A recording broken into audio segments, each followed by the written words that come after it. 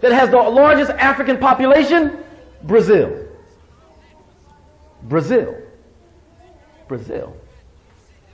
Brazil is 66% African. At least 66% African. Brazil. Next, the United States. So it's Nigeria, Brazil, and the United States. Largest African populations in the world.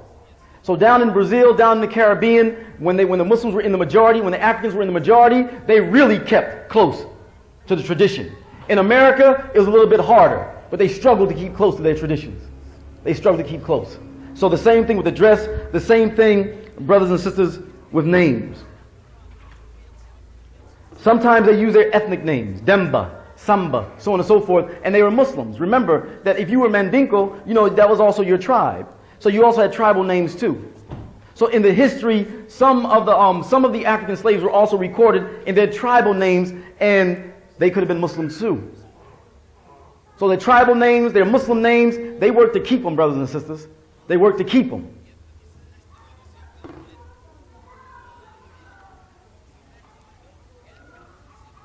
The slaveholders saw this as an act of defiance. If you're a slave, now imagine this, if you're a slave, and in this process of slavery, you're given a certain way of how to dress, but you don't dress that way. You keep your traditional dress.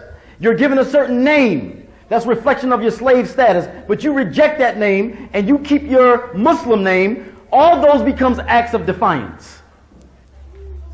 That's what it is. It's an act of defiance. They're not taking our names. They're not dressing like us. They're not taking our names. And also, brothers and sisters, the diet.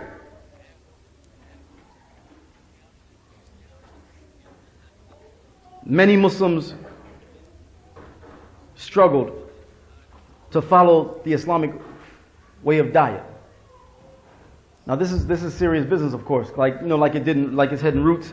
You know, slaveholders noticing that certain slaves do not eat pork.